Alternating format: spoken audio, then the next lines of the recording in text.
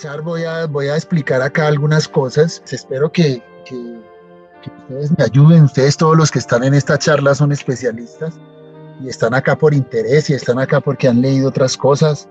Entonces, y de pronto han leído de lo mismo.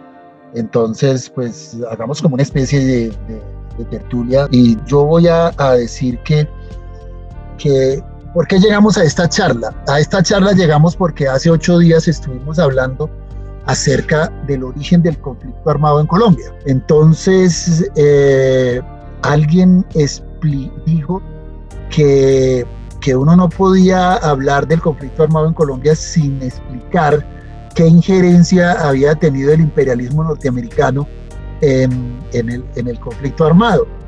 Entonces, fue por eso que llegamos a esto. Entonces, partiendo de los conceptos de lo que es estructural y lo que es coyuntural, lo coyuntural, según la Escuela de los Anales, es un tiempo corto, es un hecho que ocurre en un tiempo corto de una manera muy rápida. Y lo estructural es un hecho que ocurre de una manera lenta en un largo periodo de tiempo, que pueden ser cientos o miles de años.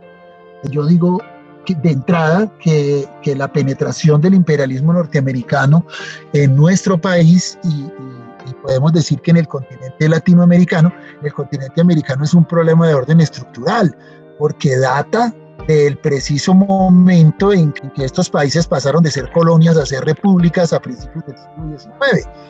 Entonces, partiendo de ese principio de que la penetración del imperialismo en América Latina es un problema de orden estructural, entonces digamos que eso tiene distintas fases. Hay una fase que empieza directamente en el año, digamos a principios de los años 20 del siglo XIX, cuando Estados Unidos saca la doctrina Monroe en el año de 1823. Esa doctrina Monroe inaugura la primera fase de la penetración del imperialismo en este país que se llama Colombia, o en este continente americano. Y digamos que esa primera fase va más o menos hasta finales del siglo XIX, cuando se inicia la Primera Guerra Mundial. Entonces yo digo que esa es la primera fase. Hay una segunda fase de la penetración del imperialismo norteamericano que data directamente digamos de los años, de finales del siglo XIX, concretamente con el inicio de la regeneración, y que va más o menos hasta los años 30 del siglo XIX, hasta más o menos 1930. Esa es como la segunda fase.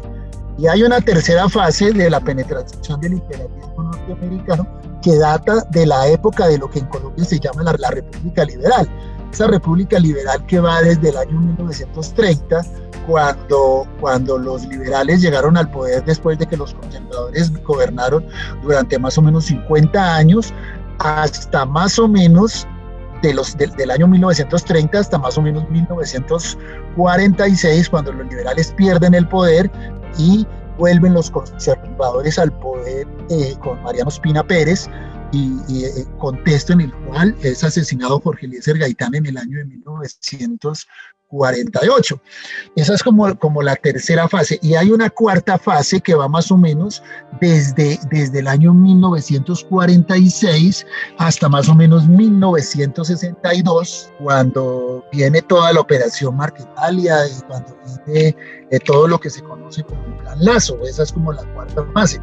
Y digamos que hay una quinta fase de la penetración del imperialismo norteamericano, que es la etapa que va desde 1962, desde más o menos 1962 hasta el año 1999, cuando el presidente Pastrana,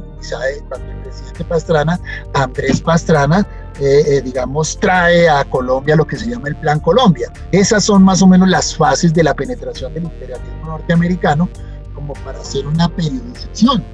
Pero si uno de esas fases saca una conclusión, ¿uno qué tiene que decir? Pues que la consecuencia que trae todo eso es que la burguesía colombiana siempre ha estado subordinada y dependiente de lo que es el bueno, dependiente de Norteamérica, del imperialismo norteamericano, pues porque eso le genera ganancias de orden económico y de orden político.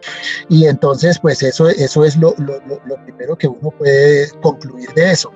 Y además, digamos que los beneficios que le reporta la dependencia y la subordinación al imperio, pues esos beneficios son administrados por las élites mediante prácticas clientelistas, sobre todo a cargo de sectores del Estado, del ejército, de la policía, digamos de los que... es más o menos eso. Entonces, y claro, pero Estados Unidos siempre ha tenido la última palabra frente a esa situación. Entonces, digamos que ahora, a través de qué